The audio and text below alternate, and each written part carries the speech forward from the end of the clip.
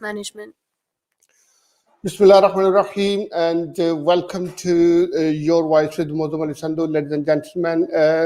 This is our weekly show, and today we are going to talk about the very important current affairs of the world, the role of United Nations, international organizations, and the conflict between Palestine and Israel. So this is one of the very hot issue at the moment. The world leaders, the Muslim world, all of the world are feeling aggrieved, and the Palestine people in the worldwide, they are protesting for Palestine.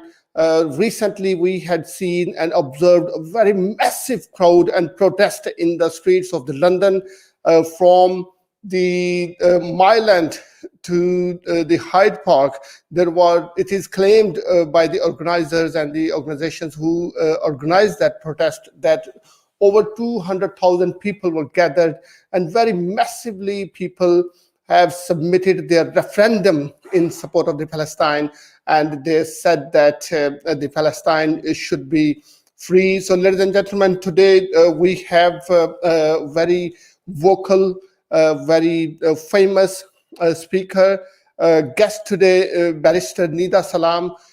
She joined us today from Pakistan, and she is one of the very leading human rights activists. She is very vocal on the international issues, especially the issue of the Palestine, Kashmir, Burma, and different other areas. So I would like to welcome Barrister Needa Salam. Assalamu alaikum.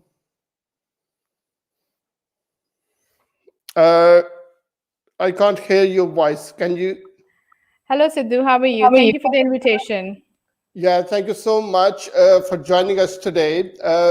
Ms. Needa, today we are seeing that there is ceasefire in Palestine, and there is a very big and massive war happened between the two countries, Israel and Palestine, and over 200 people has been killed, over 70 children has been killed. We have seen the attack on the mosque. What is your comment on that at first place? I utterly condemn that, Sidhu. I strongly believe that it is the clear violation of international commitment. It's a clear violation of human rights. And I condemn in strongest manner possible, because violations of human rights, violations of international commitment, especially the violence on children and weak women, innocent children, weak women, shouldn't be acceptable in any manner. Yes, and we have seen that there's recently a ceasefire between both of the countries, but still on the day, on Friday, during the prayer, we have seen that the breach of the ceasefire commitments, and they still breached the violations of the international law, and they committed crimes against the humanity. So what kind of that ceasefire? Again, it's that kind which is in the benefit of the Israeli regime. That kind of ceasefire, whenever they want, they can go ahead for it, and they can step back. So, in literal meaning, I can say that, this is the horrific side of the history now. Yeah, exactly. And Ms. Needa, I can tell you one thing. Recently, the worldwide, we have seen the protest against the Israel regime in the favor of the Palestine, the illegal evacuation from Sheikh Jarrah, the war crimes by the armed forces. People have raised the great and strong voice against these crimes and against the breaches of human rights. So do you want to comment on that? And I think it is immensely great to see that millions of people raised their voice and came out of their homes in support of Palestine. I very clearly observed the protest of the United Kingdom from East London to Central London, Trafalgar Square, Hyde Park, and all that. And it means that this young generation of Great Britain and the people who believe in humanity, they showed the power of this stance that these sort of violence and violations of human rights and violence against humanity is not acceptable by this generation and in this era. And I would like to say that the protest was quite large and lasted for very long hours. So I was happy to see that protest from all perspectives. So that was a message to the Israel that you need to stop. It's enough. Don't let this young generation to come forward for the humanity to save. Exactly. One more thing, we have seen that the very big majority of the young generations from all different countries, from different nationalities, from different cultures, they gathered to on the same page. They raise the voice for the sake of the humanity, irrespective of people's religion, irrespective of their nationality, irrespective of their culture, and irrespective of their political views. I was very surprised to see every single community member was there in support of the Palestine. And I was also glad to see most of the parliamentarians of the British who represent the British Parliament's House of Commons, the MPs was there, their singers were there, the young generations were there across the world, whether they are Asians, whether they are English, whether they are Arabs, whether they are from any other regions of the world, but they were all together on same page. And I think that this is one of the biggest referendum for the world and for the world organization, that they must listen to people. They cannot just ignore this big, massive protest.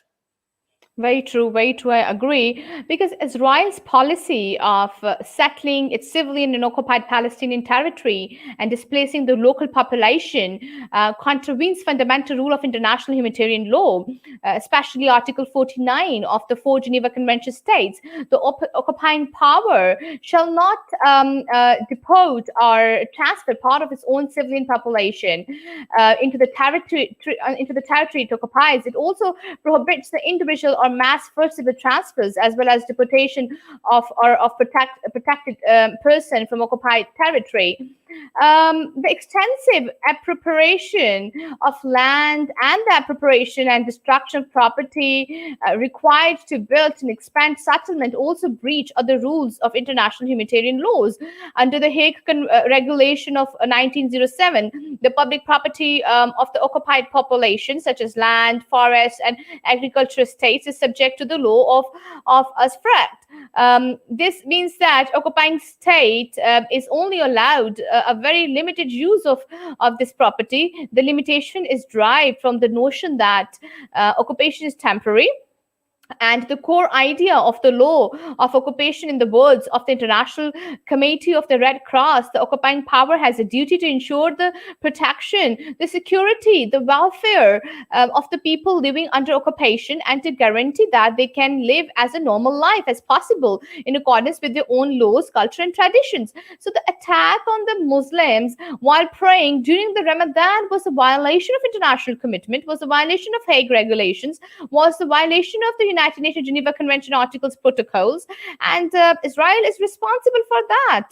The Hague Regulation prohibit confiscation of private property. The four Geneva Convention prohibit the destruction of private or the state property. Sidhu, you might came across to the social media pictures and the videos where how the building, one of the residential building, was destructed by the Israeli airstrike and by the Israeli military, where young women and weak women and innocent children were attacked. And it means that Israel failed to protect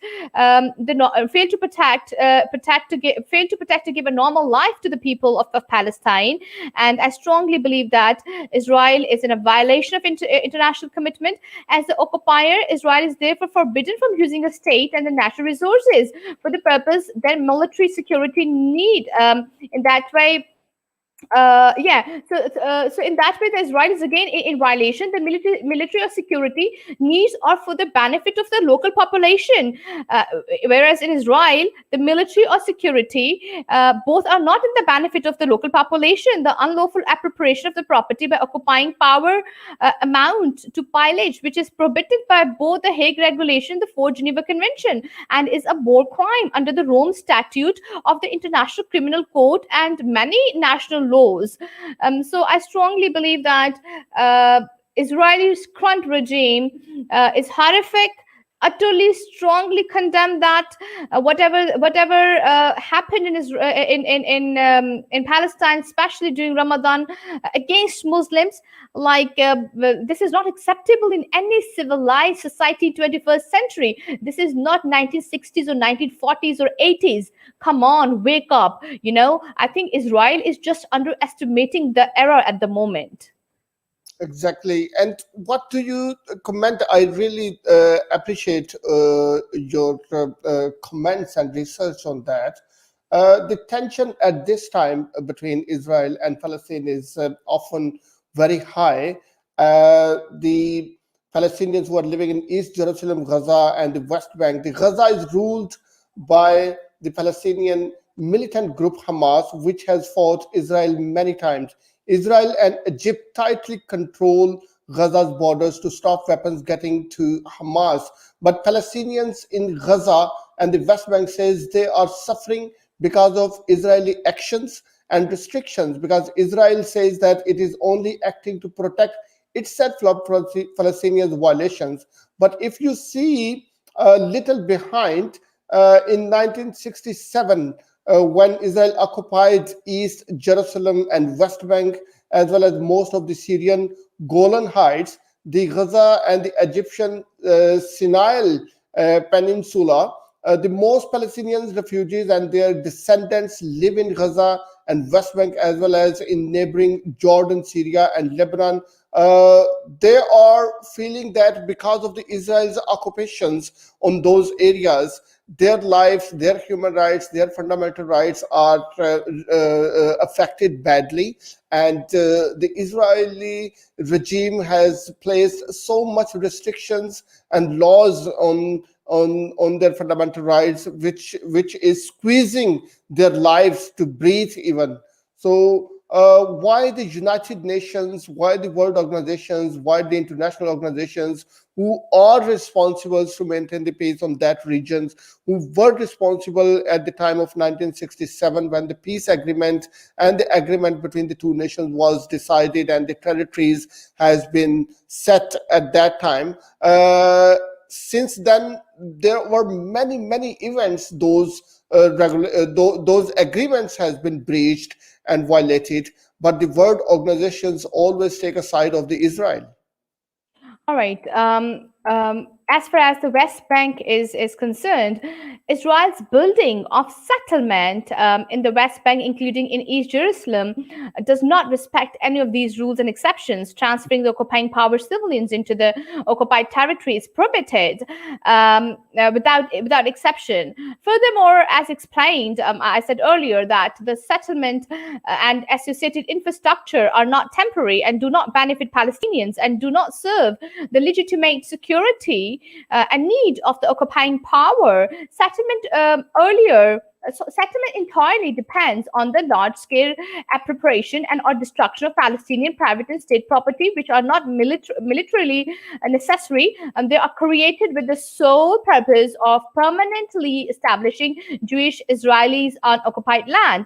So, in addition to being violations of international humanitarian laws, key act required for the establishment of settlement amount to war crimes under the Rome Statute of the International Criminal Code. Under this body of law, the extensive destruction and appropriation of property do not justify by military necessity and carried out unlawfully and or wrongly, and the transfer directly or indirectly by the occupying power of parts of its own civilian population into the territory it occupies, of the deportation or transfer of all the parts of the population of the occupied territory within or outside territory. So it means that Israel at the moment is committed war crimes very clearly. Secondly, Israel's settlement policy also violates special category of obligations entitled peremptory norms of international law, and from which no derogation is permitted. The International Court of Justice affirmed that the rules of the Geneva Convention constitute intransgressible principle of international customary law. Only a limited number of international norms acquire this status, which is reflection of the seriousness and importance with which the international community view them. And breaches of these norms give rise to certain obligations on all the states and the third states, which I've explained earlier as well. So I strongly believe that, as you gave the example and asked for United Nations and other organizations, like why they remain silent, not doing anything, why they are favoring Israel or Israeli regime. I strongly believe that the United Nations, they shouldn't agree with Israel in terms of the violations of human rights, in terms of attacking weak women, innocent children. The Israeli regime continued to enforce severe and discriminatory restriction on Palestinian human rights and restrict the movement of people and goods out of Gaza Strip, and facilitate the transfer of Israeli citizens to settlement in the occupied West Bank, illegal practice under international law. And Israel is in a breach of international commitment, international law, and I strongly believe that Israeli current regime should be prosecuted in the International Court of Justice. And all the other institutions who remain silent, like United Nations and all that, I would like to say that this era and this young generation across the globe, they are very closely monitoring the current issues across the globe, especially the issues in Israel and Palestine, the issues of Kashmir and occupied Kashmir and India, and the current retaliation from Palestinians from Gaza in terms of rocket attack on Israel gave a message to them that it's enough. We will not remain silent. Great. And again, Pakistan strongly condemned that. And the foreign minister of Pakistan said as well that if Israel will not stop here and now, then we might will send our forces. Turkey strongly condemned that and gave a very clear message that as a Muslim country, we are standing with Palestine, and Israel need to stop. Ceasefire should occur as soon as possible. If not, then please do not bring to that edge to take a very harsh decision for Israel. Because imagine we in numbers in terms of the Muslim world and Muslim community in the countries, we are higher in numbers, and with one Muslim country of having a capacity of a nuclear power as well. So Turkey, largest military in the world. So now I think so. The world and the current protests across the globe, they're concerned about the violations and of human rights and the attack on innocent children. Did you see that video where two young children, a sister and a brother, like they went into the broken building and took out their fish, and they saved their fish, the happiness on their face, and the video was circulating on every social media channels and all that. So the message is that like these young children are innocent, and Israeli this current racist fascist regime actions against children and women, like, it's not acceptable. Exactly. Ms. Nida, of course, there are many things which is unacceptable by the Palestinians, alongside also which are unacceptable by the Israel regime. So let's narrow down the whole issue, because I want to conclude today some few points. What is the way forward of this? Because the whole world, the Muslim world, especially the people, the friends of Palestinians, they are honestly raising their voice, protesting. They are feeling aggrieved. They feel that there is the breach of the human rights by the world's most powerful country. And on top of that, the people are aggrieved that the world superpower like America, United States, they are supporting the Israel, and they are standing behind Israel instead of supporting from the oppressed side, from those people I'm sorry, who are oppressed, the Palestinian people, whose children are being killed, whose families are being killed, whose youngsters are being killed, whose blood they can see on the road, but no one is raising the voice in support of the Palestinians through and by the world leaders such as America and United States and other, United Kingdom and other, France and Germany and other countries. Let's apart from all of the breaches of human rights, apart from all of the what is happening there, right there, killing innocent people, demolishing the buildings, evacuation of the Palestinians from their homes. Let's narrow down the issue. The problem exactly is that there are, of course, a number of issues which Israel and the Palestinians cannot agree on, but these include what should happen to Palestinian refugees, whether Jewish settlements in the occupied West Bank should stay or be removed, whether the two sides should share Jerusalem, and perhaps most tricky of all, whether a Palestine state should be created alongside Israel. Peace talks have been taking place on and off for more than 25 years, but so far have not resolved the conflict. So these are the key issues about the creation of the Palestinian states along with the Israel states. Number one, and whether they are going to share the Jerusalems and between the two states. This is most of the people from UK, the wise people, or what you can say, the people who believe that they can observe very closely the way forward for it. They also believe that the solution for this issue is the two state. Make a two state, one Israel, one Palestine, share the Jerusalem, share the holy places with the Israel, and protect each other's borders and rights accordingly, and respect each other's sovereignty. So what is your comment on that? I strongly believe that, as you have mentioned about United States of America, the United States had consistently described the settlement as an obstruction to peace, and sometimes back in the past as illegal.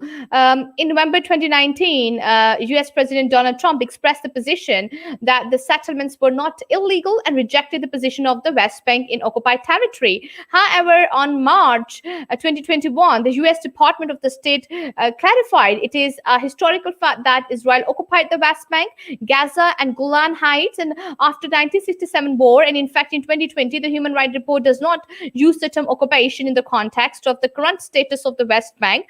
This has been the long-standing position of previous administrations of both parties over the course of the many decades. So, in response to the United States announcement in 2019, remember that it no longer considers Israeli settlement to be inconsistent with international law and all that. So I strongly believe that Israeli settlement activities are illegal, erode the viability of the two-state solution, and undermine the prospect for. So they should be sharing Jerusalem because everybody is aware that Jerusalem is a historic religious place for Muslims, Jewish, and Christians. Great, and have very, very strong influence on people in terms of their religion. When it comes to international commitment, human rights, Geneva Convention, Hague Convention, United Nations declarations, Arab Declaration, Cairo Declaration, African Charter, when we talk about all these declarations and conventions, protect people's right to practice their religion. So I strongly believe that Jerusalem should be shared between all the people in terms of different religious backgrounds. And I condemn Joe Biden's current statement, which he recently gave, from our perspectives. Okay, I want to give your attentions to some peace agreement at the time of the Donald Trump regime from United States. Of course, the situation is not going to be sorted anytime soon, apart from this recent ceasefire. But I hope that the recent protest, the worldwide people who came out of their homes and protested against the Israel regime, the situation must have been de-escalated, and we are glad that there is a ceasefire between the two nations. But in the most recent, there was a peace plan prepared by the United States when Donald Trump was president. It is called the Deal of the Century by Israel Prime Minister Benjamin Netanyahu. He called it Deal of the Century. But it has been dismissed by the Palestinians as one-sided and never got off the ground. They are disagree with that deal. They did not accept it because of their rights has been breached. Their sovereignty was not accepted within that peace agreement. And on top of that, the United States has made one very big decisions. In that decisions, they have transferred their United States embassy to Jerusalem, and they declared it and accepted that as a capital. But it was the disputed city claimed by both sides.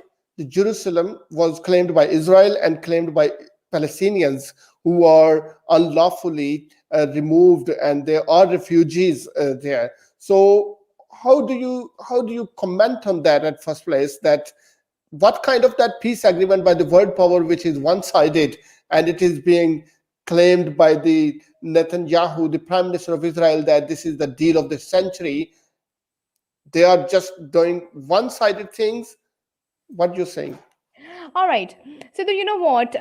The United States has never voted in favor of any United Nations resolution calling the settlements illegal, except for Resolution 465 in 1980s. So, in the case, the Carter administration subsequently announced that vote has been cast in error due to miscommunication and would not abstain as it had for Resolution 446, Resolution 452, and all that. Since the Clinton administration, the United States of America has continued to object the settlement, calling them obstacle to peace and prejudicial to the outcome of the final status talks. Although the President Obama and diplomatic officials in his administration have stated the United States does not accept the legitimacy of continued Israeli settlement. So in February 2011, if you remember, the U.S.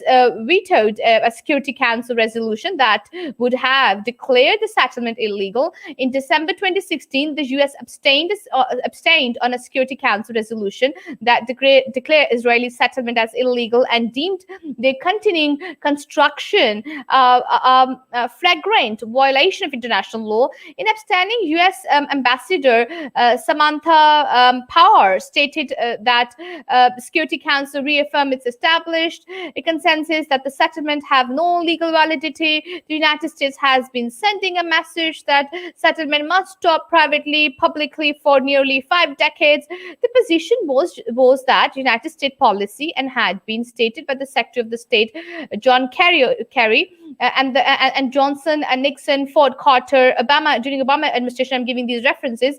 In 2019, the Trump administration expressly repudiated the Hansel opinion, stated that the United States considered the status of the settlement as being not inconsistent with international law. So, you know what? I strongly believe that the United States of America is not ready to settle the peace. Is not ready to consider Palestine as violations and all that. People had a lot of hopes with this current administration of Biden, and I strongly believe that Biden and Kamala Harris disappointed many people across the globe, especially the young generation who observed everything very closely in terms of violations, in terms of illegality, in terms of unlawful killings, in terms of especially attacks on children. Exactly. And what about the Joe Biden, who just made a statement when the situation was at very high rise? Yeah. The killing of the children, there was the illegal occupation, demolishing of buildings, the war crimes were happening, the demolishing of the very big towers just by giving the 1 hour notice. The killing of the children, over 70 children has been killed, and the Joe Biden, who is the president of United States, many people were happy when he became the president, because he remained the vice president of United States, and people believe that he is a person of balanced views. He is a democratic person, but unfortunately his statement comes with very harsh views, Very true.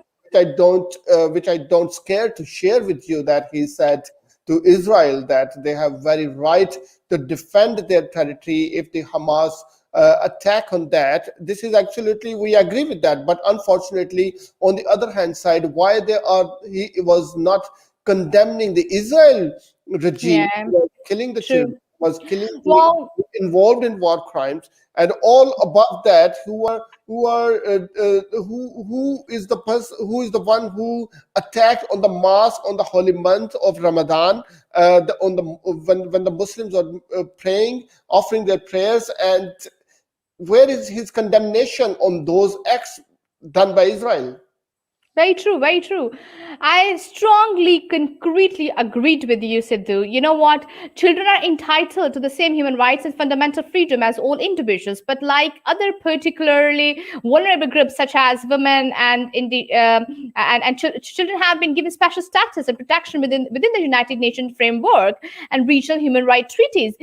These treaties create positive obligation of the state to ensure the protection of the children, and violation of the children human right by the state actors are considered particularly grave. So Israel was not only in a breach of human rights, Israel failed to protect the children, and Israel acted as a failed actor, in terms of protection. Why? Because African Charter on Human Rights, in terms of people's right, African Charter on Rights and Welfare of a Child, American Convention on Human Rights, Article 19, American Declaration of Child and Duties of Man, Article 7, Chartered on Human Rights, Article 10, 13, 33, 17, and 34, Cairo Declaration of Human Rights, Convention on the Elimination of All Forms of Discrimination Against Women, Prevention of Punishment of the Crime of Genocide. So under all that, Israel failed to protect. Israel is in a breach. As far as Joe Biden is concerned, you know what? From Biden administration, with the combination of Kamala Harris, people had a lot of expectations when it comes to human rights, when it comes to children, when it comes to women, because during their campaign to win the elections in the United States, they were repeating these sentences: human rights, human rights, human rights. Now, when it comes to the human rights in Palestine, the Muslims, the weak women, the innocent children, what about the doctrines of human rights, like for them now? I utterly, strongly, in the strongest manner, condemn Biden's current statement from all perspectives. I strongly believe that, like this statement, before giving this statement, Biden should understand that what they have achieved in Afghanistan, after 18 years of the war, the failed war of the history, the United States of America is failed to bring back the troops back home first. Secondly, the United States of America is bringing the Taliban on the table talk after 18 years of the failed war. What happened in Iraq? Do you remember Tony Blair era?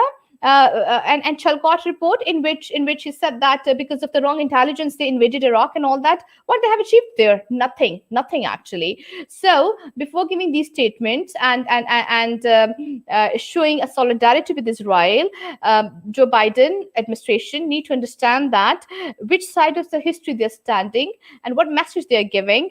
And I strongly believe that these world leaders failed to understand the actual depth of the issue and the dynamics.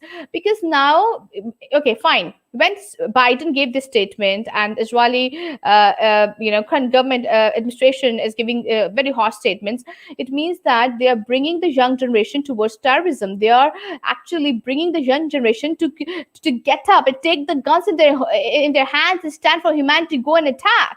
This is the thing they're trying to actually initiate in young blood. Great. They need to understand these world leaders are they should be the role models. People should get an inspiration from them. When they will give harsh statements like Macron gave in France, Biden gave in America, when they give these harsh statements, what message they're giving to the young generation, and to what path they are actually dragging the young generation to get up, take the guns in their hands and create terrorism. They are actually giving a message to indulge young generation into terrorism, actually, to these things, actually. Great. So I strongly believe that world leaders should give statements with more consciousness, with more responsibility. Why I'm saying all this? Because I am from Pakistan. Honestly, I've seen how Pakistan has paid the highest price in relation to the eradication of the terrorism. How Pakistan won the war on terror concept here, actually. How the Pakistan dragged herself out of the terrorism, and how the Pakistan dragged herself out of the external threat and all the neighboring threats in terms of destabilization through the terrorism. We have a lot of examples of that. Uh, you know so how the great chief of army staff of Pakistan, General Bajwa, believed on the Bajwa doctrines, and believed on the prosperity of the country in terms of bringing everyone towards the prosperity path.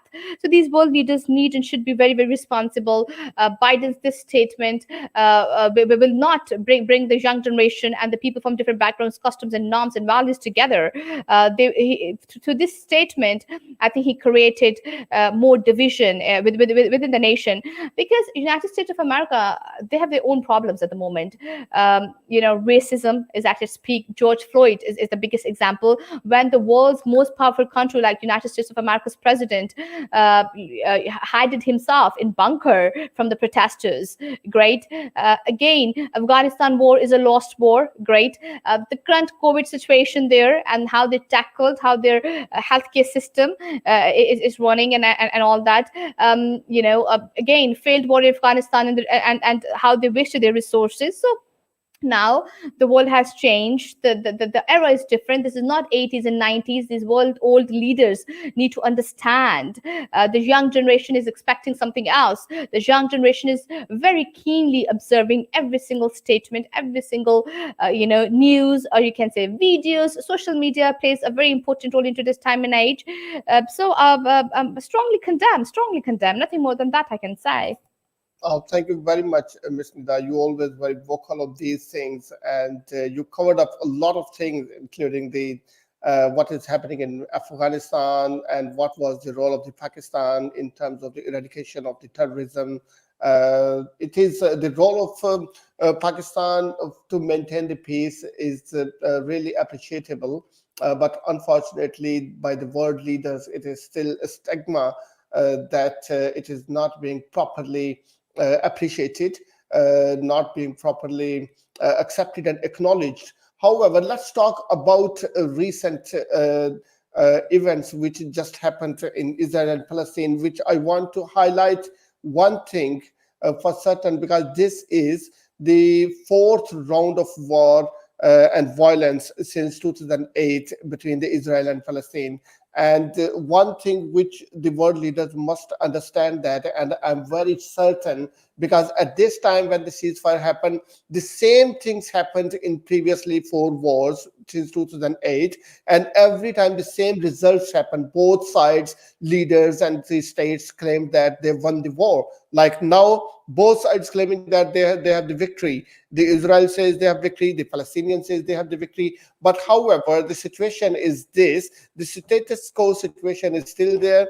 And I'm telling you now that I'm telling to my audience as well, if the world leaders must not give a favorable decisions and resolve this issue properly and finish the status quo situation, there will be another round of war very soon. Very Because true. not Very this, true. Very true. Very true. I agree. I agree. You know what? Now the world leaders need to sit down, and have a roundtable conference and settle these problems. Because when I said many times that the time has changed, the world, like this is a very different era now. I strongly believe that these world leaders are not ready to do something. They are just favoring each other for their own benefits. For them, humanity, I don't think so even matters in any manner, because Afghanistan is our neighbor, and I've seen the destruction in Afghanistan. When I was like through the young days. Great, I've seen the mass destruction in terms of the human rights violations, and now after 18 to 20 years almost, like what they have achieved. You tell me, Sidhu, what they have achieved in Afghanistan? What? no, Nothing. that's very Nothing. Just a destruction of infrastructure, just a destruction of human rights from all perspectives. yes. And also, this is not a joke, because what is happening in Israel and Palestine, what is happening with the children of the Palestinians, and what is happening with the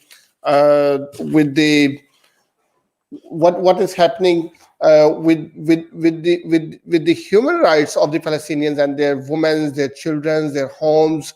They were living in their houses since many years and decades. Their forefathers and their ancestors were living there, and they have been removed from their homes. I don't know what the world leaders want, why they are ignoring the facts. The Joe Biden just said that okay, the Israel has a right to protest, or they have a right to defend themselves. But what about the children who are holding the stones in their hands, and they're throwing the stones to the armed forces, to their tanks, to all the armed forces who are fully equipped with the latest weapons? What the stone can do? Why the Joe Biden and the world leaders is not have a single word in support of those innocent people who are fighting with the stones, who are standing before the tanks, who are standing in front of the fully world most equipped armed forces, just with nothing in their hands apart from a little stones? So why they have nothing, a single sentence in support of the Palestinians who are suffering, who are really in need of the world leaders to stand beside them and aside them and support their cause? This is not a joke. And what kind of the True. solution they have made? Status quo? What status quo? Are they expecting another war and more killings? The world has gone through this pandemic. The world leaders, world organizations, they have learned nothing.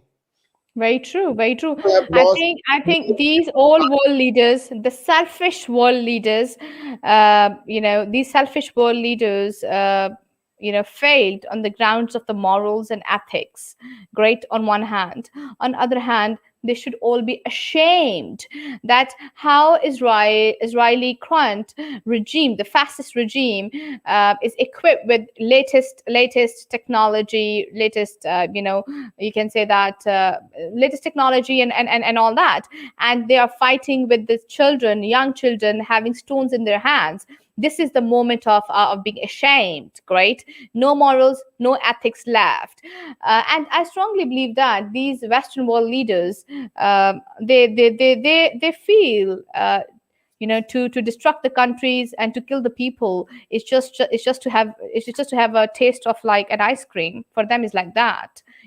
But in reality, I'm afraid of upcoming years and the days. I'm afraid of that when the young generation will stand, when the young generation will take the laws in their hands, then what these world leaders will do? They will not be able to do anything. You know that even a single firework erupt in the streets of the London, our government usually call Cobra meeting on that.